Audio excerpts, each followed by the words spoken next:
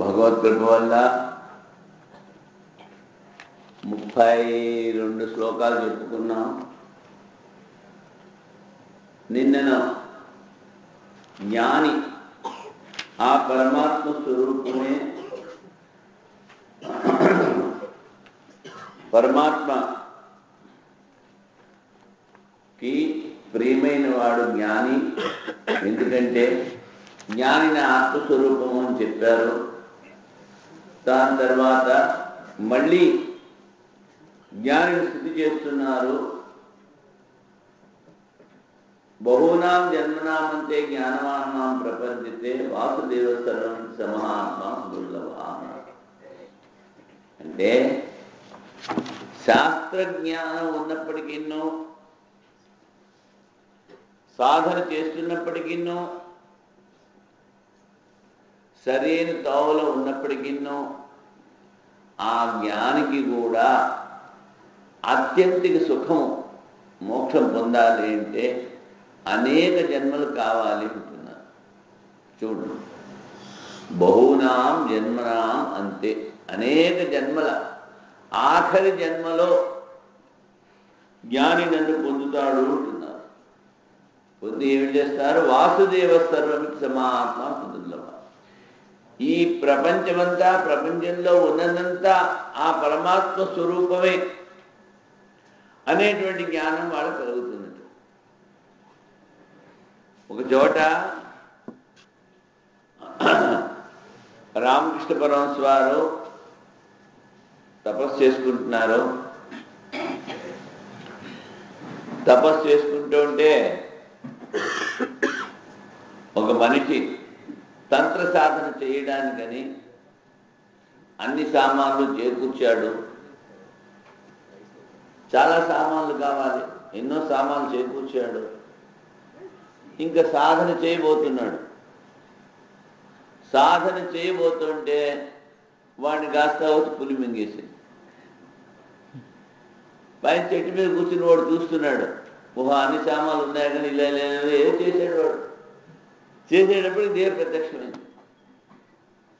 అప్పుడు అడుగుతాడు, పాపం వాడు ఇంత శ్రమపడ్డాడే, ఇన్ని సామాన్లు చేర్చాడు, వాడి మీద నువ్వు కృప చూపించలేదు, నా మీద కృప చూపించావంటే ఇలాగ నువ్వు 8 జన్మలు ఇంతకు ముందు చేసావో నీకే తెలియదు నాయన. ఇది నీ ఆఖరి జన్మలో ఈ పూజ చేసేటువంటి అవకాశం నీకు దొరికిందని కాళీదేవి చెప్తుంది.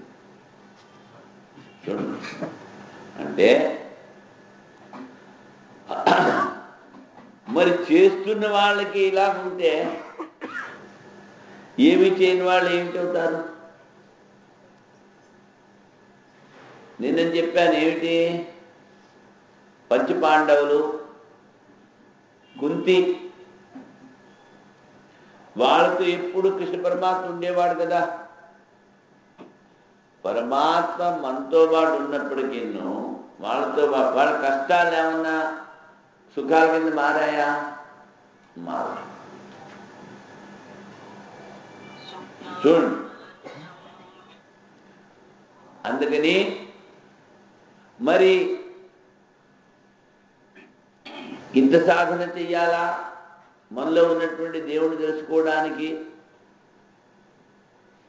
మరి ఎంతో కష్టం కదా అనుకుంటారు. అలా కాదు. మా స్వామీజీ చెప్పింది ఏమిటంటే 1000 గులాబీ రేకులు ఒకదాని మీద ఒకటి పెట్టారనుకోండి,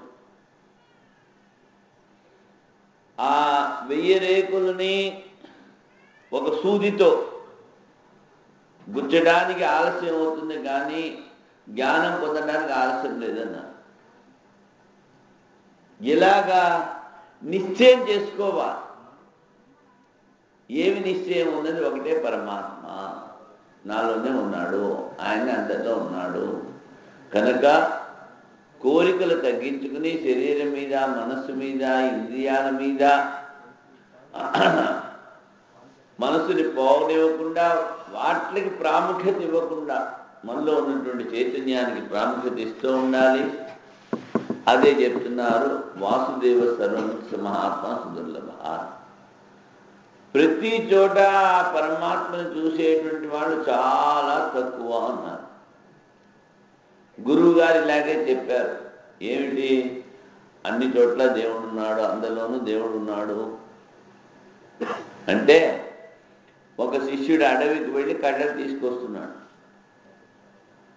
తీసుకొస్తున్నప్పుడు ఒక ఏనుగు వచ్చింది. ఆ ఏనుగు స్థితి సమంగా లేదు. అంటే పిచ్చేనుగు అన్నమాట. అది ఏం చేస్తుంది ఎవరికీ తెలియదు. ఈ శిష్యుడేమో దాని ముందు నిలబడి ఇదే బ్రహ్మము నమస్కారం చేయడం మొదలుపెట్టాడు. దాని మీద మాట్లాడు కూర్చున్నాడు. వాడు అరుస్తున్నాడు, అయ్యా తప్పుకో, దీని స్థితి బాగాలేదు, దీని మనస్థితి బాగాలేదు, ఇది ఏమన్నా చేస్తుందంటే వాడు తప్పుకోలేదు.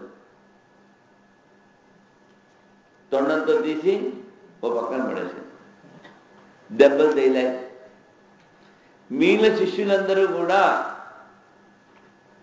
ఆశ్రమానికి తీసుకొచ్చి దెబ్బలకి మందులు రాసి అని బాగా కోలుకున్న తర్వాత, ఏమయ్యా నువ్వు ఎందుకు తప్పుకోలేదు అని అడుగుతారు. అడిగితే అప్పుడు వాడంటాడు, గురువుగారు చెప్పారు కదా అందరిలోనూ దేవుడు ఉన్నాడని, నేను ఏనుగులో కూడా దేవుడిని చూస్తూ నమస్కారం చేశాను అంటే, మరి మామిడివాడిలో కూడా దేవుడు ఉన్నాడు కదా, మామిడివాడు చెప్తున్నాడు కదా, మనం తప్పుకోవాలి కదా, మరి మామిడివాడిలో దేవుడిని ఎందుకు చూడలేదు నువ్వు? చూడు అంటే అన్ని చోట్ల అన్ని సమయాల్లో దేవుని చూసేటువంటి తత్వం మనిషిలో త్వరగా రాదు. తోతాపురి గారు రామకృష్ణ పరమహంస వారి గురువు, శిష్యుడు కాదు గురువు. తోతాపురి గారు అటు కూర్చున్నారు, పరమహంస వారు అటు కూర్చున్నారు. మధ్యలో ధూని అంటారు ఉత్తరాఖండ్లో, అంటే అగ్నికుండం ఉంటుంది.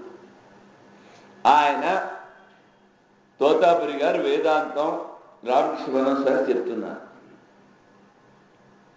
అన్ని చోట్ల ఒకటే పరమాత్మ ఉన్నాడు, వాడే నీలో ఉన్నాడు, వాడే నాలో ఉన్నాడు, అందరిలో ఉన్నాడు, అన్ని చోట్ల ఉన్నాడు, ఇలా మాటలు చెప్తున్నాడు. పరమహంస వారు వింటున్నారు చక్కగా కూర్చుని బుద్ధిగా. ఈ లోపల ఒక గ్రామం నుంచి ఓ మోట్బార్ రైట్ అంటాము కదా, వాడు వచ్చి వాడు చుట్టు కాల్చుకోవాలి. చూస్తే ఇక్కడ నిప్పు ఉంది, ఆ నిప్పులో చుట్టు కాల్చి పోపోయాడు. తోతాపురి గారి కోపం వచ్చింది. ఏమంటే వాళ్ళ ఆ ధూని అగ్ని ముందు కూర్చుంటారే, దాన్ని కూడా పరమాత్మ కింద చూస్తారు. దాంట్లో మనం కూరగాయలు కాల్చుకోవడం కానీ ఇలాంటివి చేయకూడదు. ఈయన కోపం వచ్చి వాళ్ళ దగ్గర ఇంత పెద్దది ఇనుప పటకా లాంటిది ఉంటుంది, చిమ్టా అంటారు. అది పెట్టి వాడిని కొట్టడానికి వాళ్ళంతా పరిగెత్తారు. ఎవరు? తోతాపురి గారు. అప్పుడు పరమహంస వారు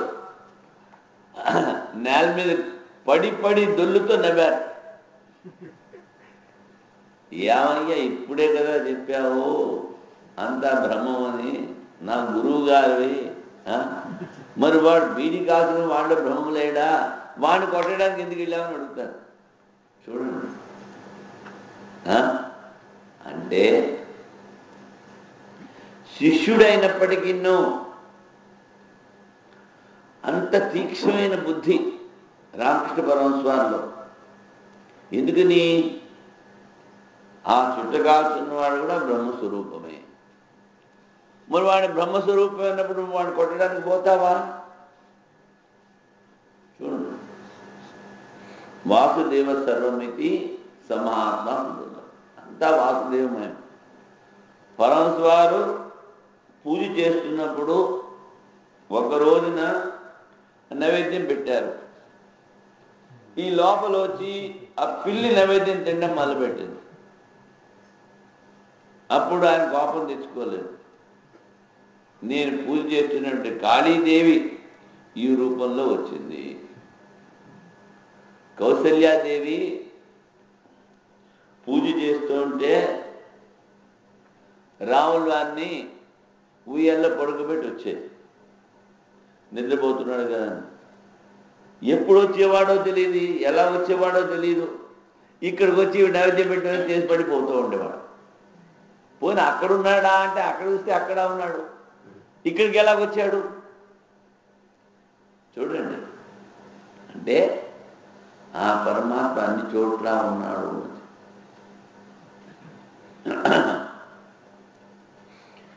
కృష్ణ పరమాత్మ అందరింటికి వెళ్ళి వెన్న తినేసేవాడు కదా. సరే, గోపికలు అనుకున్నారు ఇవాళ ఎలాగైనా వస్తాడు, ఈయన్ని పట్టుకోవాలి, పట్టుకుని యశోదమ్మకు చూపించాలి అని దాక్కున్నారు వాడు. ఈయన వచ్చాడు, వెన్న తిన్నాడు, వెన్న తిన్నట్టు పట్టుకున్నారు. కృష్ణుడు ఓ పెట్టెలో పెట్టేసి తలిపేసేసారు. తలిపెట్టేసి యశోదమ్మ దగ్గర తీసుకెళ్ళారు. తీసుకెళ్ళి చూడు, కృష్ణుడు మా ఇంట్లో ఉన్న వెన్నంతా తినేశాడు. ఆవిడంటుంది ఇదేంటి, వాడు అక్కడికి పోలేదు, నా దగ్గరే ఉన్నాడు, ఇక్కడే వెన్న తింటున్నాడు, మాకేమి తక్కువ. 1000 ఆవుల పాలు 100 ఆవులకు పోసేవా, 100 ఆవుల పాలు 10 ఆవులకు పోసేవా, 10 ఆవుల పాలు ఒక ఆవుకు పట్టించేవా. దాని నుంచి పాలు తీసి వెన్న తీసి యశోదమ్మ కృష్ణుడికి పెట్టేది.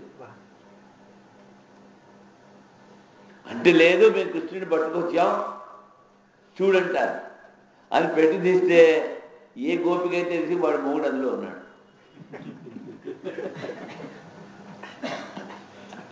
చూడండి, మరి అక్కడ కనిపించాడు వాళ్ళకి.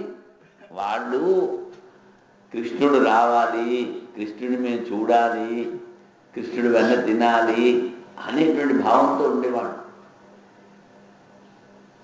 అందుకని అక్కడ వాళ్ళకి అలా దర్శనం ఇచ్చాడు. ఇక్కడ ఉన్నాడు. అంటే నేను చెప్పేది ఏమిటంటే అన్ని చోట్ల ఉన్నాడు, అందరి దగ్గర ఉన్నాడు, అందరి లోపల ఉన్నాడు.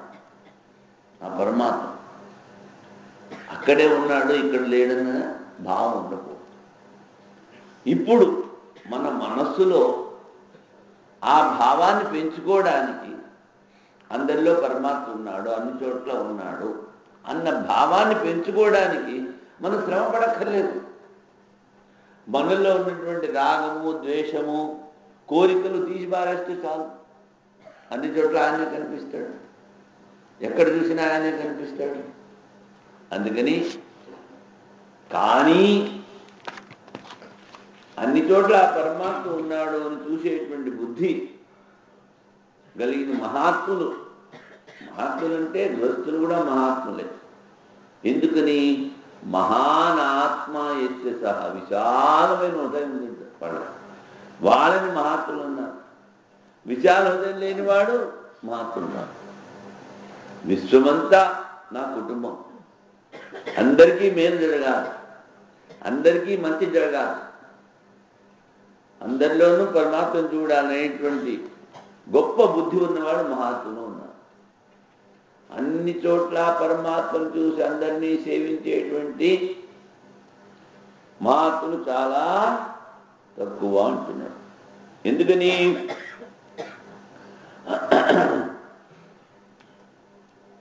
ఈ జ్ఞానాన్ని వినలేదట వాడు. అందుకని ఎవరైతే విన్నారో వాళ్ళు అనేక జన్మల తర్వాత ఆ పరమాత్మ పూజ చేస్తూ చేస్తూ చేస్తూ పరమాత్మ చింతన చేస్తూ నన్ను ప్రత్యక్షంగా అనుభవిస్తారు. ఇదంతా కూడా పరమాత్మ స్వరూపమే, నారాయణ స్వరూపమే. అందుకని వాళ్ళు మహాత్ములు అన్నారు. అందరికన్నా పెద్దది ఏది అంటే సముద్రం. సముద్రాన్ని అగస్త్యుడు ఏం చేశాడు? 3 దోశలు తాగేశాడు. కనుక దేవుడు ఎక్కడుంటాడు, ఎవరు గొప్ప అంటే ఎవరి హృదయంలో దేవుడు ఉన్నాడో వాడు గొప్పట. ఎవరి హృదయంలో వాడు నన్ను కాదు, నేను కాదు, ఉన్నది నాలో పరమాత్మ అని ఎవడైతే అనుకుంటాడో వాడు గొప్ప అంటున్నాడు. అందుకని వానికన్నా గొప్పవాడు లేడు. అందుకనే ముందు చెప్పారు, 1000 మందిలో 1,00,000 మందిలో ఒకడు బయలుదేరతాడు, ఇల్లు వాకిలి వదిలిపెట్టేసేసి నేను పరమాత్మను చూడాలి, పరమాత్మ అనుభవించాలి అని. అలా జరిగిన 1,00,000 మందికి ఒకడైతే ఎన్నో 1,00,000 ఉన్నారు. ఒక్కొక్క 1,00,000 నుంచి ఒక్కొక్కడు వచ్చాడు. చేరిన వాళ్ళు ఎంతమంది? మళ్ళీ 1,00,000 మంది. 1,00,000కు ఒకటి చొప్పున చేరిన వాళ్ళు మళ్ళీ 1,00,000 మంది. శాస్త్రం ఉంటే అనంతం అని. అంతమంది మరి భగవంతుడు తెలుసుకోవాలని వస్తే వాళ్ళల్లో ఎవడికో ఒకడికి అని కనిపిస్తాడు, అనుభవంలోకి వస్తాడు. ఈశ్వరానుగ్రహాదేవ పుంసామద్వైత వాసన ద్విత్రాణామిహ జాయతే ఉపజాయతే మహాభయకృత త్రాణ. యావత్ ప్రపంచంలో ఎంతమంది ప్రయత్నం చేస్తున్నప్పటికీనో అందులో 2కో 3కో ఆయన భగవంతుడు స్వస్వరూపాన్ని దర్శనమిస్తాడు. సాకార సగుణ బ్రహ్మము యొక్క దర్శనము జ్ఞానము కాదు. సాకార దర్శనం అయిన తరువాత ఆ భగవంతుడి వాడిని మళ్ళీ నిరాకార దర్శనాన్ని తీసుకుపోతాడు. అది అయ్యేంత వరకు భక్తి మానకూడదు. మమ దర్శన ఫల పరమ అనూప జీవ పావత నిజ సహస్వరూప అన్నారు తులసి రామాయణంలో. ఆ దేవుని దర్శనం అంటే సాకార సగుణ బ్రహ్మం యొక్క దర్శనము ఎవరైతే చూశారో అది చాలా గొప్పది. మరి దాని ఫలితం ఏమిటి? జీవ పావత నిజ సహజ స్వరూప అన్నారు. తనలో ఉన్నటువంటి సహజమైన ఆత్మని పొందుతాడు వాడు. అంటే ముందు భక్తి చేసి ఆ మనస్సుని కేంద్రీకరించి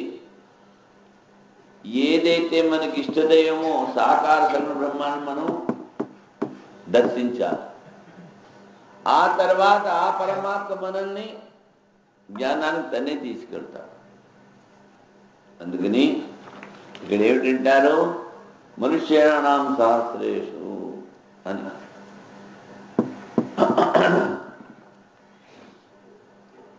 ఎవరైతే అన్ని త్యాగం చేశారో, త్యాగం అంటే కర్మఫల త్యాగమే త్యాగం. కర్మ చేసి దీని ఫలితం నాకు కావాలని ఆశించకూడదు. పరమాత్మకు తెలుసు నువ్వు చేసిన కర్మ ఏమిటి, దానికి ఏం ఫలితం ఇవ్వాలి పరమాత్మకు తెలుసు కదా. అందుకని మా ఆశ్రమంలో ఒక భక్తుడికి జరిగింది, చెప్తాను. ఆయన చాలా పెద్ద డాక్టర్. ఆ డాక్టర్ గారికి పెళ్లి చేశారు. పెళ్లి చేస్తే కొంతకాలానికే భార్య ఆరోగ్యం పాడైపోయింది. పాపం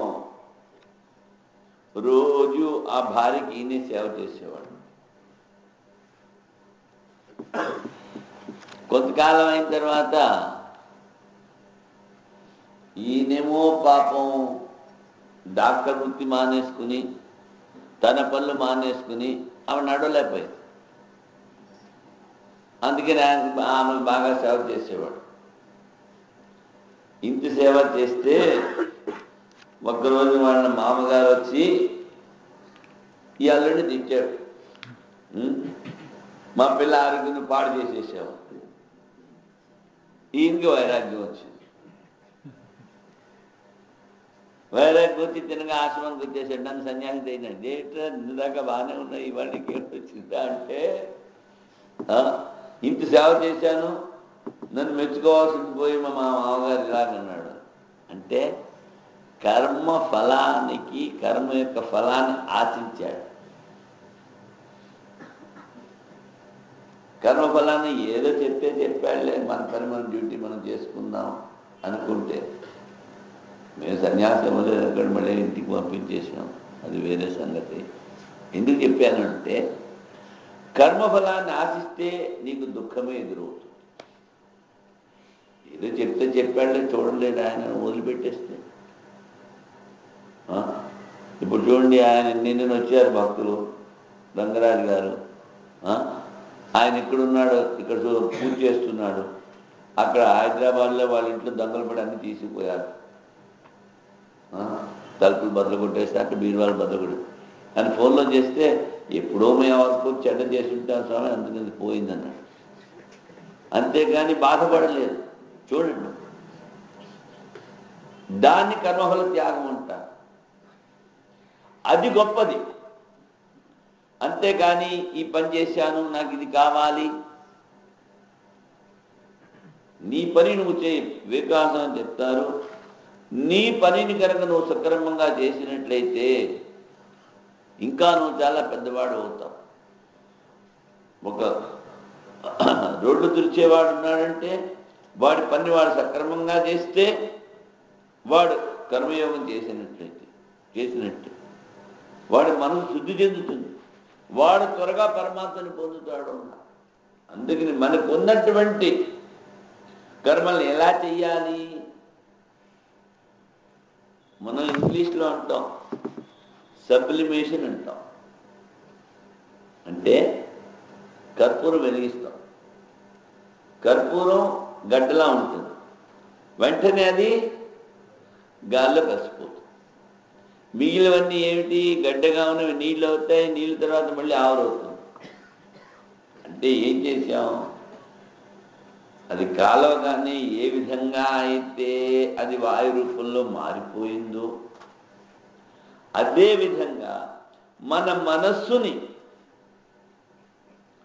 మనం విశాల హృదయంతో పెంచుకుని పరమాత్మను లీనం చేశారు. ఆ భావం అన్ని చోట్ల ఉన్నాడు, అందరిలో ఉన్నాడు. నేను చేస్తున్న ప్రతి పని చూస్తున్నాడు, నేను చేస్తున్న ప్రతి సేవ ఆయన గురించే చేస్తున్నాను. ఎందుకంటే నాకు ఆయనే కావాలి. ఆయన కాకుండా మిగిలిన ఏది కావాలనుకున్నా బండి డింకి కొడుతుంది. ఎందుకని? ఏది కావాలనుకున్నా అటుపోతుంది నీ మనసు. ఇక్కడ పరమాత్మ వదిలిపెట్టేస్తుంది. నీ పనులు చేసుకుంటూ ఇవన్నీ పరమాత్మ సేవ అనుకుంటే పని చేయక తప్పుతుందా? పని చేసి తీరాలి. చేసే పని తీరు మార్చుకోవాలి. చూడండి, అదే ఇక్కడ దాన్నే కర్మయోగము అన్నారు.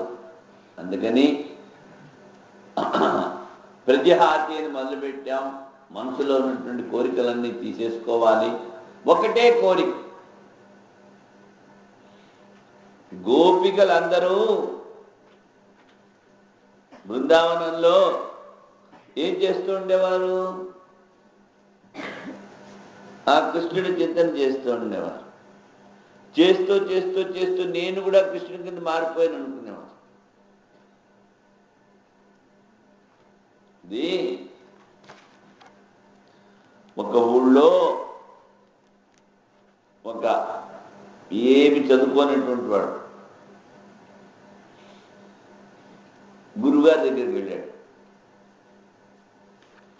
అయ్యా, నాకు కూడా భగవంతుని దర్శనం కావాలి,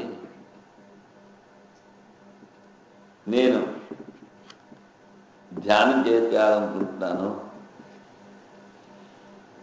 అంటే, మరి వాడికి ఏమిటి, ఏది భగవంతుడు అని చెప్పేది? నీకు అన్నిటికన్నా నీ ఇంట్లో ఉన్న వస్తువుల్లో నీకు ఏదిరా చాలా ప్రియమైంది అని అడిగాడు గురువుగారు. మా దున్నపోతండి అన్నాడు. సరే, ఓ పని చెయ్యి, నీకు కావాల్సిందంతా భోజన వస్తువులు నేను ఏర్పాటు చేస్తాను, ఆ గుహలో కూర్చో. గోద్వారం చిన్నదనమాట. గుహలో కూర్చో. ఆ దున్నపోతులోనే భగవంతుడు ఉన్నాడు, అదే భగవంతుడిని ధ్యానం చేసుకో. అంటే ఏమిటి? అన్నీ వదిలిపెట్టి ముందు మనసు ఏకాగ్రం కావాలి. ఓ రోజు గురుగారు పిలిచారు. గురుగారు పిలిస్తే భోజనానికి అక్కడి వాడు అరుస్తాడు, అయ్యా నా కొమ్ముడు చాలా పెద్దవి, ఈ గుహ నుంచి బయటకు రావడం ఎలా కుదురుతుంది అంటాడు. అంటే దాంతో ఏకత్వాన్ని పొందాడనమాట. ఉపాసన అంటే నువ్వు ఏ భగవంతుడినైతే ధ్యానం చేస్తున్నావో దాంతో ఒకటైపోవాలి. అది ధ్యానం అంటే, ఉపాసన అంటే, అది భక్తి అంటే. దాన్ని పరాభక్తి అన్నారు. ఏమిటి? ఆ తాదాత్మ్యాన్ని పొందడాన్ని పరాభక్తి అన్నారు. అదేవిధంగా పరమహంస వారు ఇంకొకటి చెప్తారు, అయ్యా నాకేమన్నా ఉపదేశం చేయండి. నువ్వు ఏమిట్రా నీకు అన్నిటికన్నా ప్రియం అంటే, నా మేక పిల్లండి అంటాడు. సార్, అందులోనే కృష్ణ పరమాత్మను చూసుకో అంటాడు. ఏడాది 2 ఏళ్ళు తిరగకుండా వాడే కృష్ణుడి దర్శనం అయిపోయింది. ఎందుకని అంత తన్మయత్వంతో, అంత శ్రద్ధతో ఆ మేకకి సేవ చేసేవాడు. ఇందులోనే పరమాత్మ ఉన్నాడు. మరి పరమాత్మ అందరిలోనూ ఉన్నాడు కదా. అది చూసే దృష్టి మనం పెంచుకోవాలి. అంతే. అన్ని చోట్ల ఉన్నాడు, అందరిలోనూ అనే భావం. అంతేగాని అన్ని వదిలిపెట్టి ఎక్కడికో హిమాలయాల్లోకి వెళ్ళి కొండ గుహల్లో కూర్చొని తప్ప చేసుకోమని చెప్పలేదు గీతాశాస్త్రంలో. నీ దృష్టిని మార్చుకోని ఆయన ఏవైతే జ్ఞానికి లక్షణాలు చెప్పారో అవే సాధకులు కూడా ఉండాలని చెప్తున్నారు. అందుకని ఇక్కడ ఏం చెప్తున్నారు? ప్రజహాతి యదా కామాన్ సర్వాన్ పార్థ మనోగతాన్ ఆత్మన్యేవాత్మనా తుష్ట స్థిత ప్రజ్ఞ సదోచ్యతే. అంటే కోరికలో మనసులో ఉన్నటువంటి కోరికలు, వాసనలు, తృష్ణలు అన్నీ తీసే అంటాడు. ఏదైతే నిన్న చెప్పాను ఏమిటి, నీ దగ్గర 10 రూపాయలు ఉంటే 100 రూపాయలు దానం చెయ్యి.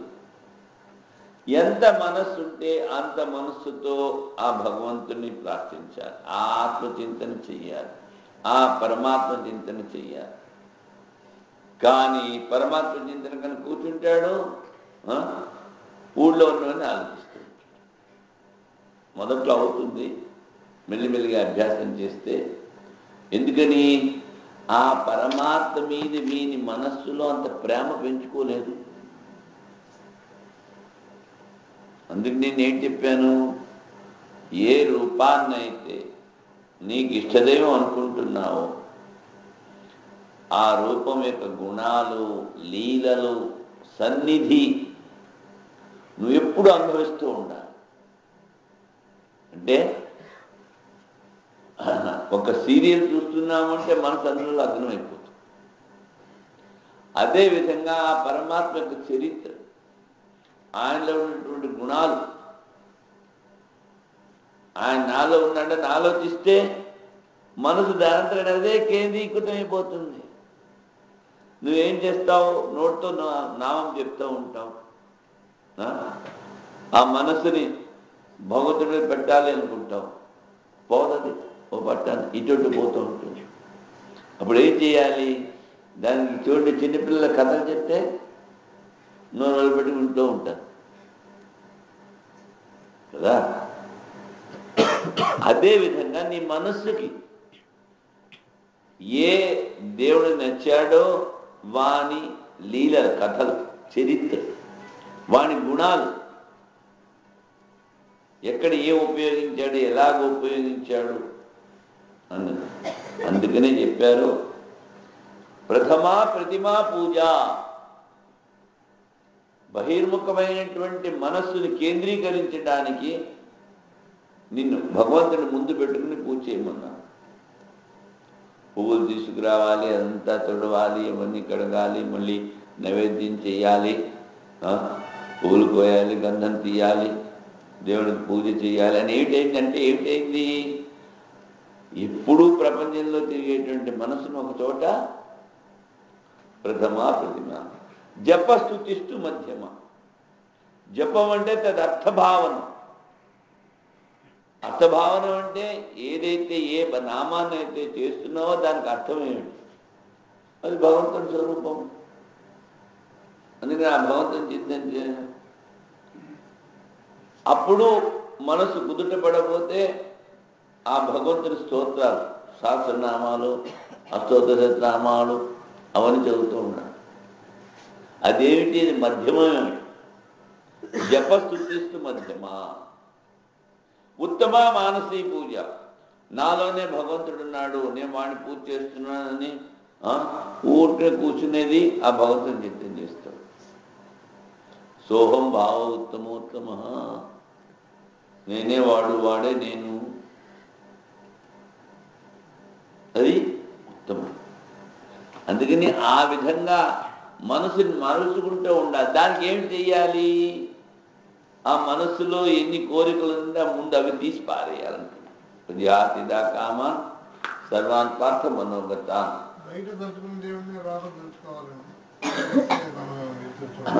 బయట తలుచుకున్న దేవుణ్ణి అది మొదట్లో సాధన మొదలు పెట్టేటప్పుడు మనసు బహిర్ముఖం కనుక దాన్ని ముందు బయట మనం ప్రతిష్ఠ చేసి మన మనసును కేంద్రీకరిస్తున్నాం.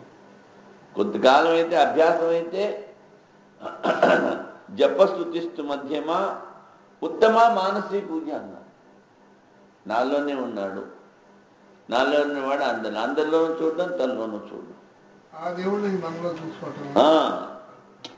ఇప్పుడు రాముల వారిని చూపించాడంటే హనుమంతుడు ఎక్కడ చూపించాడు? అది ప్రహ్లాదుడు కానీ ధ్రువుడు కానీ విష్ణుమూర్తిని దర్శనం చేశారంటే మొట్టమొదటి ఎక్కడ చేశారు? తన హృదయంలో చేశారు. తర్వాత కదా మీరు ఇంకా ముందు పోయింది. అందుకని నువ్వు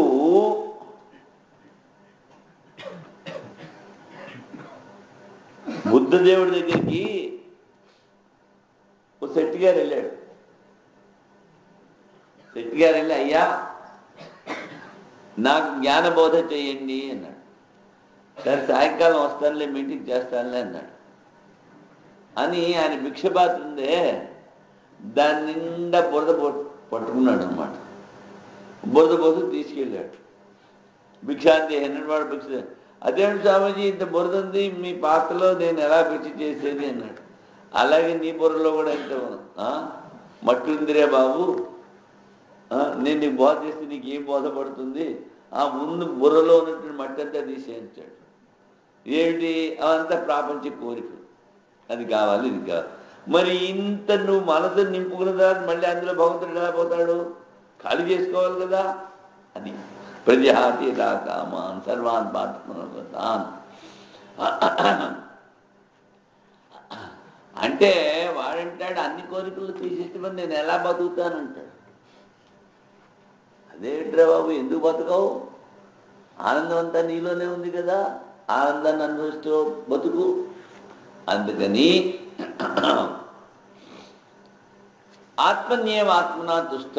ప్రత్యేగాత్మ నీలో ఉన్నటువంటి ఆత్మస్వరూపం, ఆనంద స్వరూపం ఏదైతే కళల్లో చూస్తున్నావో, ఏదైతే చైతన్యాన్ని అనుభవిస్తున్నావో, ధ్యానం చేసి ఆ ధ్యానంలో కూర్చుని ఆ పరమాత్మను అనుభవించడానికి ఇంకొకరి సహాయం అక్కర్లేదు. నీలో ఉన్నది నువ్వు చింతన చేస్తూ అనుభవించవచ్చు కదా. అందుకని ఇక్కడ ఏం చెప్తున్నాడు? పేజీ మారిపోయింది.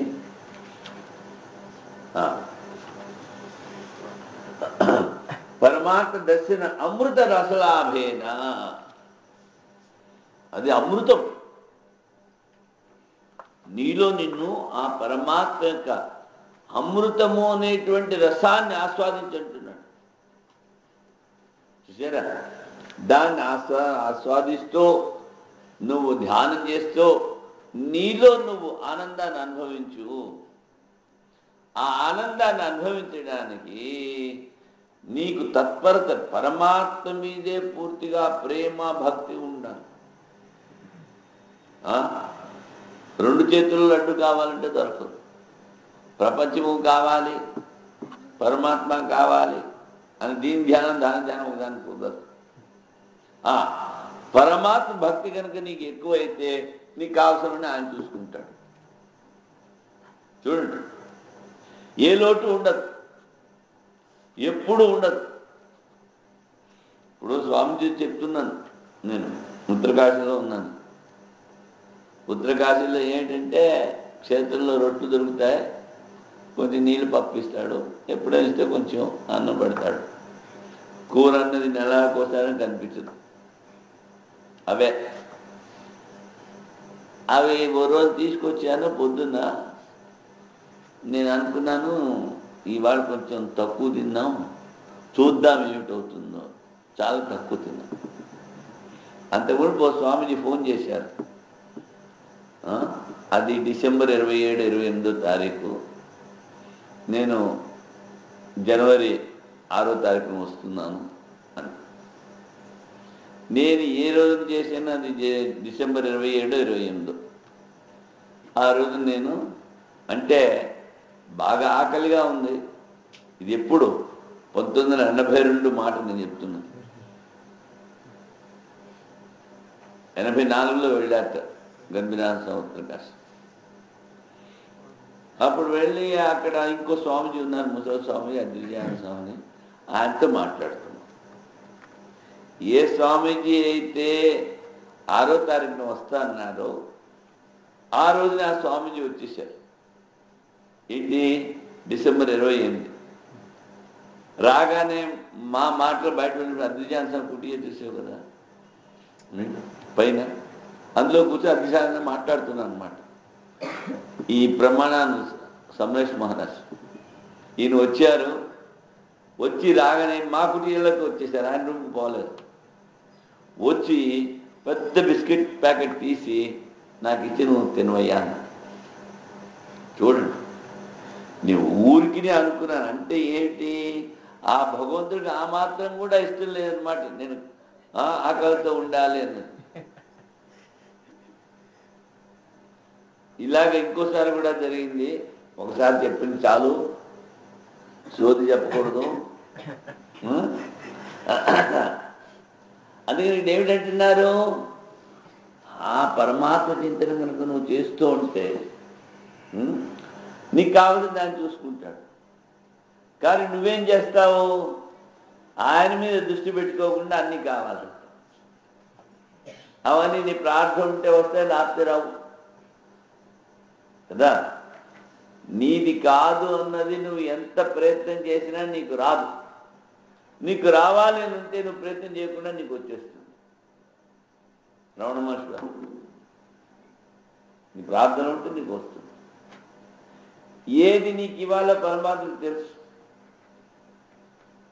కనుక ఆయన ఇచ్చిన దాంతో సంతోషపడుతూ ఆయన నామస్మరణ చేసుకుంటూ ఉంటే ఎంత లాభం ఉంది. అదే ఇక్కడ చెప్తున్నా. అందుకని ఏమీ లేదు, ఎలాగ ఆనందాన్ని అనుభవించేది అనుకోకు. ఆనందం అంతా నీలోనే ఉంది. బ్రహ్మాండంలో ఉన్న ఆనందం అంతా నీలో ఉంది. దాన్ని చింతన చేయి, దాన్ని స్మరణ చేయి, అది నీదిగా చేసుకో. అది వివేకం. వాడు అసలైన మనిషి. వాడి జీవితాన్ని వాడు సార్థకం చేసుకుంటున్నాడు. మిగిలిన వాళ్ళందరూ కూడా చూడండి, ఈ జీవ జంతువులాగా పుడుతూ ఉంటారు, తెస్తూ ఉంటారు, పిల్లలు పుడుతూ ఉంటారు, భయపడుతూ ఉంటారు. ఏమి లాభం నిర్మూలన. నిన్ను నువ్వు తెలుసుకోకపోతే, యావ ప్రపంచంలో ఉన్నటువంటి ఆనందం నీలో ఉందే, దాన్ని అనుభవించకుండా పోతే ఏం లాభం? అందుకని అప్పుడు నువ్వు జ్ఞానం అవుతావు పరమాత్మ చెప్తున్నాడు. నీలో నువ్వు ఆనందాన్ని అనుభవించినట్లయితే నువ్వు జ్ఞానం అవుతావు. దానికి ఏం చెయ్యాలి? విహాయ కామాన్య సర్వాన్ పుమాం శక్తి నిస్పృహ. ఏమీ అక్కర్లేదు అనుకుంటాడు, మనసులో కోరికలు లేవు. ఇంకోటి ఏమిటి, దేవుడు ఏమిటి కావాలంటే అన్ని ఇస్తూ ఉంటాడు నీకు. అందుకని వీడేమిటి? నిస్పృహ. ఏది జరిగినా మన మేలుకే.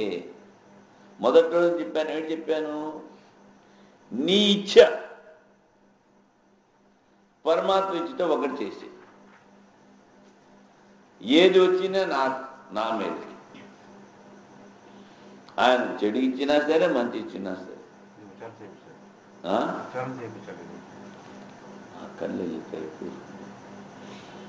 విహాయ కామాన్య సర్వాన్ పుమాం శరది నిష్ఠ. లేకపోతే 10 నిమిషాలు ఎక్కువ. కానీ ఆయన విచారణ కాలేట చెప్పండి. విహాయ కామాన్య సర్వాన్ పుమాం శరతి నిస్పృహ నిర్మమో నిరహంకారః సశాంతిమధిగచ్చతి. విహాయ కామాన్య సర్వాన్ పుమాం శరతి నిస్పృహః నిర్మమో నిరహంకారః సశాంతిమధిగచ్చతి.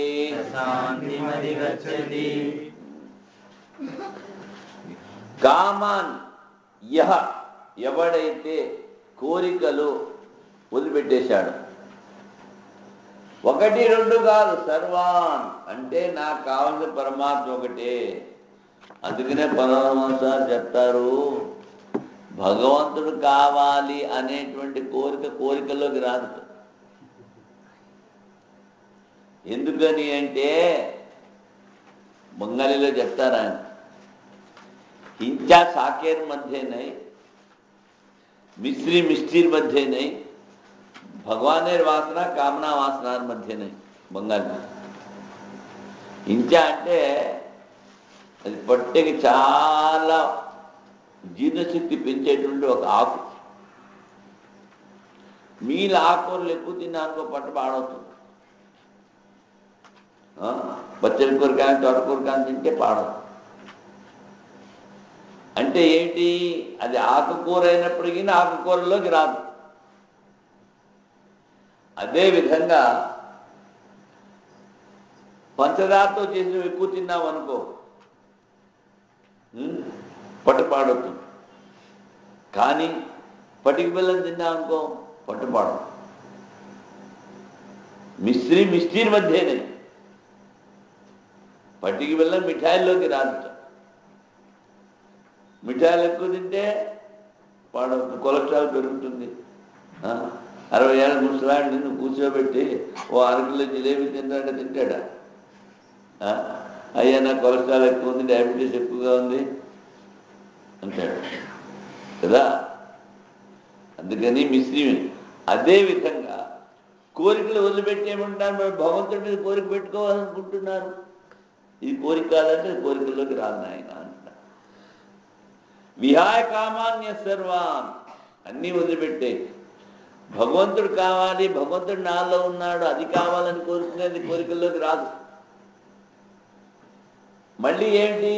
నిస్పృహ, ఇది కావాలి అనేది లేదు. నిస్పృహ, ఏదొస్తే అది. ఇంకా ఎంతవరకు చెప్తారంటే పరమస్వారు తిని పారేసిన ఎంగిలి ఆకు విస్తరా, గాలి ఎటేస్తే అట్టే పోతుంది. అలాగే భగవంతుడు ఎప్పుడు ఎలాగ ఏది ఏర్పాటు చేస్తే అలా భగవంతుడు ఇచ్చి మీద వదిలిపెట్టేసి. నిర్మమ, నాది అన్నది లేదు. ఈ శరీరం కూడా నాది కాదనుకోవాలి. మనస్సు, ఇంద్రియాలు, శరీరం కూడా నిర్మమ. నిరహంకార, అహంకారం ఉండకూడదు. మా స్వామిజీ చెప్తారు, ఇద్దరు బ్రహ్మచారులు దెబ్బలాడుతున్నారు. ఇద్దరు బ్రహ్మచారులు దెబ్బలాడుతున్నారు. ఏమిట్రా నీకేముంది, నీకేముందని నాతో దెబ్బలాడుతున్నావు? నేను ఇంత పెద్ద ఉద్యోగం వదిలిపెట్టి వచ్చాను, ఇంత డబ్బు వదిలిపెట్టి వచ్చాను, ఇంతమంది వదిలిపెట్టి వచ్చాను అంటే ఏంటి? వదిలిపెట్టాడు, వదిలిపెట్టిన తర్వాత కూడా ఇంకా వదిలిపెట్టానని అహంకారం. నేను భక్తి చేస్తున్నాను, నేను చాలా పెద్ద భక్తుడిని, అహంకారం. ఈ అహంకారం ఉన్నది ఎప్పుడు ఎక్కడ ఎలాగ లోపలికి ప్రవేశిస్తుందో తెలియదు. మరి క్రితంసారి నేను చెప్పానో లేదో, రామానంద స్వామి చెప్పిన కథ చెప్పాను. అవధూత కథ చెప్పానా?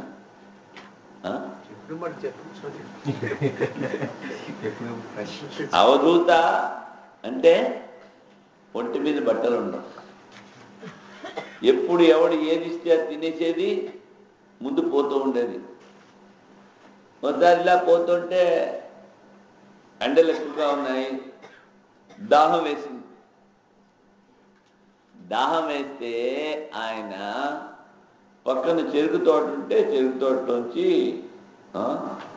2 చెరుగళ్ళు వేసుకుని కూర్చొని తిన్నాడు. అక్కడ కూర్చొని తింటుంటే ఆ పొలంవాడు వచ్చాడు. చెప్పానండి, ఆ పొలంవాడు వచ్చి ఈయన తిట్టడం మొదలుపెట్టాడు. సరే తిట్టాడులే, మనకు తిట్టా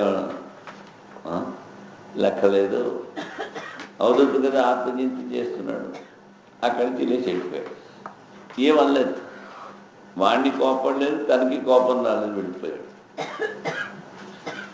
అంటే అహంకారం ఉంటే చెప్తున్నాను. ఇది అవధూత. ఇంకొక అవధూత కలిశాడు, ఆయనతో చెప్తున్నారు. ఎప్పుడు 12 సంవత్సరాలు అయిపోయింది ఈ ఘటన జరిగి. 12 సంవత్సరాల తర్వాత మళ్ళీ ఇంకో అవధూతికి చెప్తున్నారు. ఆ రోజు ఆయన కోపం వచ్చింది, నాదేం తప్పు ఉంది, నన్ను ఎందుకు తిట్టాడు వాడు, అలా తిట్టకూడదు. అంటే ఏంటి? ఆ మనసులో ఏదో ఒక మూల ఇంకా అహంకారం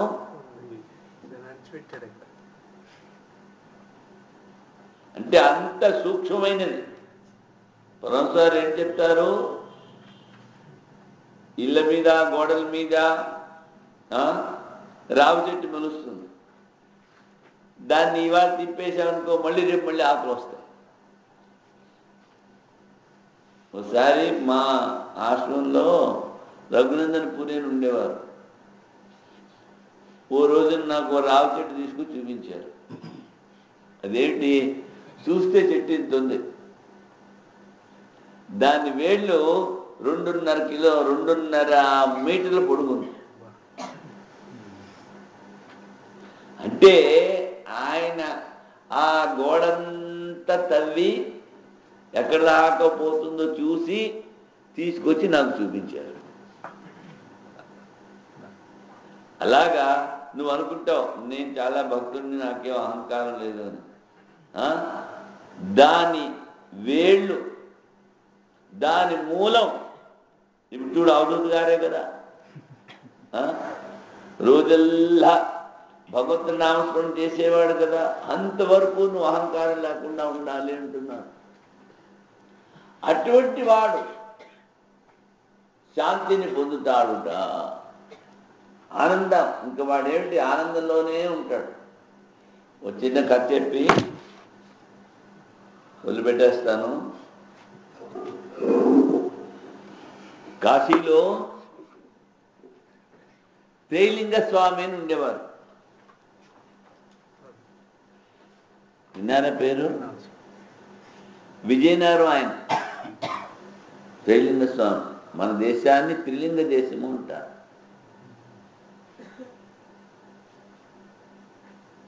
ఎనభైయో ఏట ఇల్లు వదిలిపెట్టారు. వాళ్ళ తల్లి చెప్పింది, నేను ఉన్నంతకాలం నువ్వు ఇల్లు వదిలిపెట్టకు నాయన. 80వ ఏట ఇల్లు వదిలిపెట్టారు. కాశీకి వెళ్ళి గురువుగారి దగ్గర 150, 160 సంవత్సరాలు అయింది దానికి. అప్పుడు సన్యాసం తీసుకుని అవధూత అయిపోయాడు.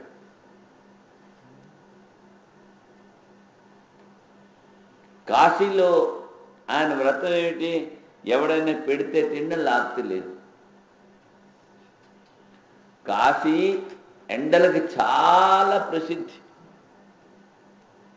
వేసవి కాలంలో బయట తిరగలేదు, అంత ఎండలు. ఆ ఎండల్లో గంగా నది ఒడ్డున ఈయన ఇసుకలో పడుకుని నిద్రపోతుంటాడు. ఆ శరీరం అంతా గేదె చర్మలా నల్లగా మొద్దు పారిపోయింది. ఆయనకి ఏమీ స్పృహ లేదు. అప్పుడేమిటి, బ్రిటిష్ వాళ్ళు పరిపాలించేవారు. ఏంటో వీడేం బట్టలు లేకుండా తిరుగుతున్నామని తీసుకెళ్ళి జైల్లో పెట్టేవారు. జైల్లో పెట్టి అన్ని తలుపులు తాళాలు వేసి వస్తే, లోపల రూమ్లో పెట్టి 2-3 తలుపులు తాళాలు వేసి వస్తే ఈయన జైలుపై బాగా తిరుగుతూ ఉండేవాడు. దానికి మెట్లు లేవు. ఈ పోలీసు ఆఫీసర్ ఉంటాడు కదా, జైలు ఆఫీసర్, వాడు ఒకటే కంగారు, అక్కడి నుంచి వీడు పడిపోతే నా మీద కేసు వస్తుందని. మళ్ళీ పాపం ఎలాగో అలాగ తీసి ఆయన్ని మళ్ళీ లోపల పెడితే మళ్ళీ అక్కడ కనిపించేవాడు. అవధూత. సరి 3 రోజుల వరకు చూసేవాడు. ఏమిటి, ఎవరైనా పెడతారేమో అని కూర్చునేవాడు. ఎవరైనా తినిపిస్తే తినేవాళ్ళు ఆప్తం లేదు. 3 రోజులు అయిపోయిన తర్వాత ఎవరు పెట్టబోతే అప్పుడు ఆయనకు ఆకలేసేది. అప్పుడు వెళ్ళి ఆ గంగ నీళ్ళ తీసుకుంటే పాలైపోయాయి. అవి తాగేసి వచ్చి మళ్ళీ కూర్చునేవాడు. తిరుగుతున్న శివుడు అనేవారు కాశీశ్వరుడు. కాశీ విశ్వనాథుడు తిరగడు, తిరిగేటువంటి శివుడు ఉన్నారు. 250 సంవత్సరాలు బతికాడు. ఒకరోజు పొడవలో కూర్చుని పోతూ ఉంటే రాజుగారు వచ్చారు. రాజుగారు కూడా ఇంత పొడవలో కూర్చుని తిరుగుతున్నారు. రాజుగారు పెద్ద గొప్పగా తన దగ్గర ఉన్నటువంటి కత్తి తీసి చూపించారు. ప్రపంచంలో ఉన్నటువంటి పెద్ద పెద్ద వైఢూర్యాలు, రత్నాలు అన్నీ పొదిగిన కత్తి స్వామిజీ చూడండి అన్నారు. స్వామిజీ తీసుకుని చూసి వెంటనే నదిలో పడేశారు. వాడికి పై ప్రాణాలు పైకి పోయాయి. వాడు బిక్కమోహన్ చూసి అప్పుడు మళ్ళీ ఇలా చేపెట్టి అలా అంటే 3 తీశారు. చూడండి, ఎందుకు చెప్పానంటే సిద్ధులు జ్ఞానులకు ఉంటాయి, కానీ అవి స్వార్థానికి తనకి ఉపయోగించుకోకూడదు. ఆంజనేయ స్వామి దగ్గర అన్ని సిద్ధులు ఉన్నాయి, తన గురించి ఆయన ఎప్పుడూ ఉపయోగించలేదు. రాక్షసులు చంపడానికి పెద్ద శరీరం తీసుకున్నాడంటే రాములు వారసారు. సీతమ్మవారిని వెతకడానికి చిన్న శరీరం అయ్యాడంటే రాములు వారసారు. పెద్ద పర్వతాకారం ఎత్తి లంక దాటాడు అంటే, లంకలోకి ప్రవేశించాడు, ఒక దూకాడు అంటే రాములు వారసు. ఏది చేసినా సిద్ధులున్నప్పటికీ లేకపోయినప్పటికీ మహాత్ములు ఏమిటి చేయాలి? స్వార్థానికి ఉపయోగించకూడదు. ఎవరైతే స్వార్థానికి ఉపయోగించారో వాళ్ళ మహిమలు పోతాయి, వాళ్ళ జ్ఞానం కూడా క్షీణిస్తుంది. అందుకని ఇవి వస్తాయి. వివేకానంద స్వామిని అడుగుతారు, రామకృష్ణ పరమహంస సిద్ధులు కావాలంటే నాకు వద్దంటాడు, అని తెలుసు. అందుకని ఇక్కడ ఏమిటి చేయాలి? నిరహంకారం, నిర్మమత. శరీరం నాది కాదు, శరీరం పరమాత్మ. ఈ శరీరం ద్వారా ఏదైతే అది కాను, ప్రజల సేవకు నేను ఈ శరీరాన్ని ఉపయోగిస్తాను, ఆ పరమాత్మ పూజకి ఈ శరీరాన్ని ఉపయోగిస్తాను. నాకున్నటువంటి ఇంద్రియాలు, జ్ఞానేంద్రియాలు, కర్మేంద్రియాలు, మనస్సు, శరీరము పరమాత్మకు అర్పించేశాను. అందుకని ఏ ఏ పని కావాలంటే ఆ పని ఆ పరమాత్మ ద్వారా దీని ద్వారా చేయించుకోండి. మన ధర్మాలు ఉన్నాయి, అవి కూడా పరమాత్మ పూజ అనుకుని చేయడం. అలాగా అహంకారం వదిలిపెట్టేసేసి మూర్తం లేకుండా ఎవరైతే చేస్తారో వాళ్ళకి ఈ బ్రహ్మాండంలో ఉన్న ఆనందం అంతా వస్తుంది, వాడు అనుభవిస్తాడు. అంత అఖండమైనటువంటి ఆనందాన్ని మన దగ్గర ఉంచుకున్నామే, దాన్ని పొందకుండా శరీరం వదిలిపెట్టేస్తే శరీరం యొక్క ఉపయోగం ఏమిటి? అందుకని దాని గురించి పాటుపడాలి అని చెప్తూ ఇవాళ ఇక్కడే ఉపయోగిద్దాం. ఇంకేమిటి ఎక్కువ కూడా లేదు, ఇంకా 3-4 ఇంకా 2-3 రోజులు ఉందా? 3 రోజులు.